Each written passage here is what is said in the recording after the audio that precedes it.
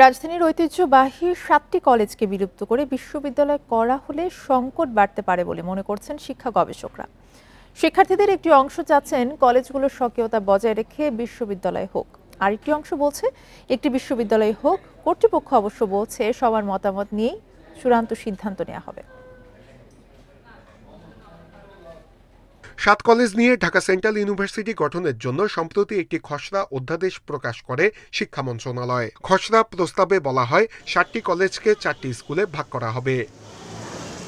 এদিকে অধ্যাদেশের খসড়া প্রকাশের পরই শুরু হয়েছে নানা আলোচনা সমালোচনা।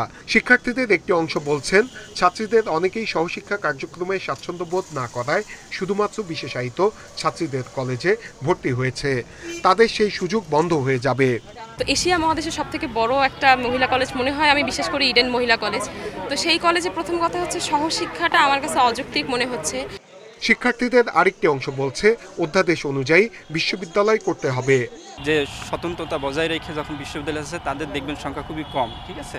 তো বিভিন্ন কারণে চাইতেই পারে, এটা তার স্বাধীনতার জায়গা থেকে। এদিকে ৭ কলেজে প্রায় ১,৪০০ বিসিএস শিক্ষা ক্যাডারের শিক্ষক কর্মরত আছেন। এছাড়া অনেক কলেজে রয়েছে উচ্চ মাধ্যমিক পর্যায়। এসব বিষয়ে সংকট হবে জানিয়ে শিক্ষা গবেষকরা বলছেন হুট করেই ৭ জায়গায় ক্যাম্পাস নিয়ে বিশ্ববিদ্যালয় করা বাস্তবসম্মত নয়।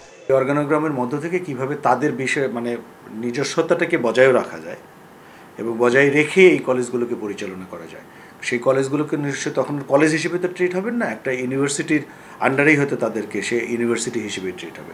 যদিও কর্তৃপক্ষ বলছে অধ্যাদেশের উপরে মতামত নেওয়া হচ্ছে, সবকিছু বিবেচনা করেই সিদ্ধান্ত নেওয়া হবে। স্টেক হোল্ডারদের সাথে আলোচনা আগেও আলোচনা হয়েছে, সেটার মধ্যে কিছু গ্যাপ হয়তো ছিল, যার জন্য যারা ওইটাতে পার্টিসিপেট করতে পারেন তাদের এখানে মতামত দেওয়ার যথেষ্ট সুযোগ আছে এবং সে ব্যবস্থা করা হয়েছে। ৭ কলেজে বর্তমানে ১.৫ লাখের মতো শিক্ষার্থী পড়াশোনা করছেন। অধ্যাদেশ অনুযায়ী বিশ্ববিদ্যালয় হলে বিপুল সংখ্যক শিক্ষার্থী উচ্চশিক্ষা থেকে বঞ্চিত হবে বলছেন গবেষকরা। নূরে আলম, ইন্ডিপেন্ডেন্ট নিউজ, ঢাকা।